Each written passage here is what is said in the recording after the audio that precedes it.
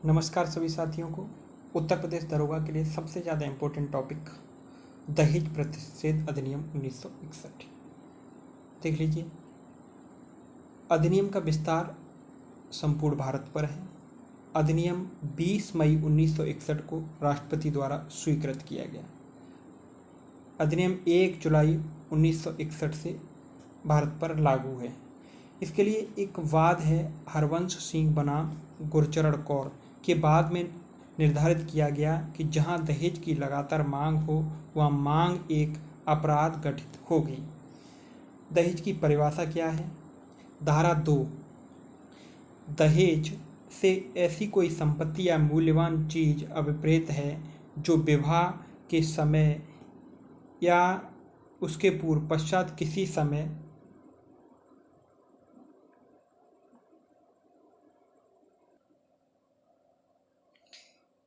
विवाह के एक पक्षकार द्वारा विवाह के दूसरे पक्षकार को दी जाती है। विवाह के किसी पक्षकार के माता पिता द्वारा किसी अन्य व्यक्ति द्वारा विवाह के किसी भी पक्षकार या प्रत्यक्ष या अप्रत्यक्ष दिए जाने का करार किया जाता है।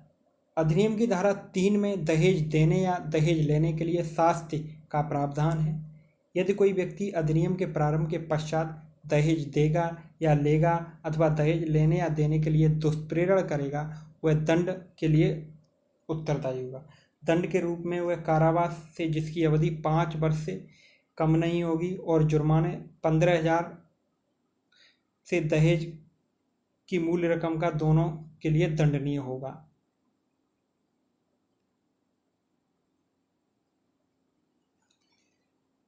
₹15,000 से दंडनीय होगा।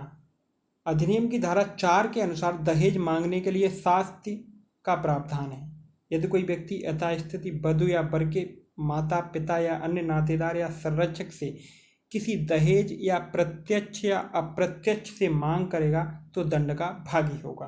धारा 4 के अधीन कम से कम 6 मास और अधिक से अधिक 2 वर्ष तक का कारावास और जुर्माने से ₹10,000 तक का हो सकता है, दंडनीय होगा।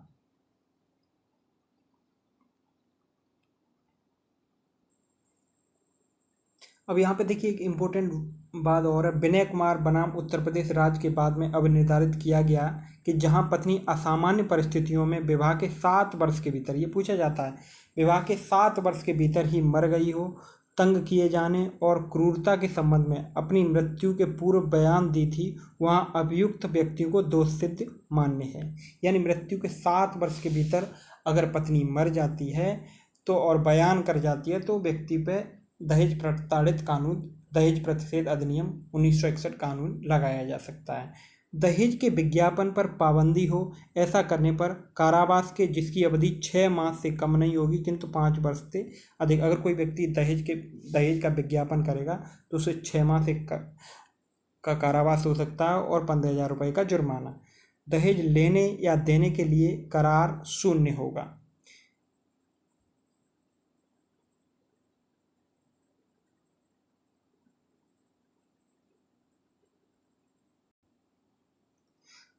महानगर मजिस्ट्रेट या प्रथम वर्ग मजिस्ट्रेट अपराध का विचारण करेगा। प्रश्न आता है कि दहेज प्रतिषेध अधिनियम के अपराध का विचारण कौन करता है? तो महानगर मजिस्ट्रेट या प्रथम वर्ग न्यायिक मजिस्ट्रेट अपराध का विचारण करेगा। न्यायालय अपराध संज्ञान निम्नलिखित परिस्थितियों में लेगा: पुलिस रिपोर्ट के आधार पर, न्यायालय स्वयं अपनी जानकारी पर, कथित व्यक्ति या उसके माता पिता, उसके अन्य नातेदार के परिवार पर, किसी मान्यता प्राप्त कल्याण संस्था या संगठन द्वारा।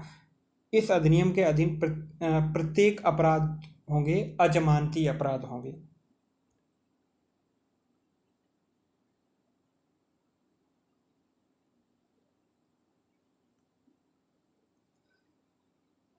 देखिए, इस अधिनियम के अधीन प्रत्येक अजमानती अपराध होंगे, अजमानती और अशमनीय। जब कोई व्यक्ति धारा 3 के अधीन कोई दहेज लेने या दहेज देने के लिए दुष्प्रेषित करने के लिए धारा 4 के अधीन दहेज मांगने के लिए अभियोजित किया जाता है, तब यह साबित करने का भार उसी पर होगा कि उसने उन धाराओं के अधीन अपराध किया है या नहीं। ऐसा धारा 8 में कहा गया है। राज्य सरकार जितनी आवश्यकता हो उतनी दहेज प्रतिषेध अधिकारी नियुक्त कर सकती है। धारा 8 ख में ऐसा कहा गया। दहेज प्रतिषेध अधिकारी निम्नलिखित शक्तियों और कृत्यों का पालन करेगा। यह देखना कि अधिनियम के उपबंधों का अनुपालन हो रहा है। दहेज लेने या देने या दहेज को दुष्प्रेरित करने या दहेज लेने या देने को दुष्प्रेरित करने या दहेज मांगने को यथासंभव रोकना। इस अधिनियम के अधीन अभियोजन के लिए ऐसा साक्ष्य एकत्र करना जो आवश्यक हो। राज्य सरकार दहेज प्रतिषेध अधिकारी को किसी पुलिस अधिकारी की शक्तियां प्रदान कर सकती है।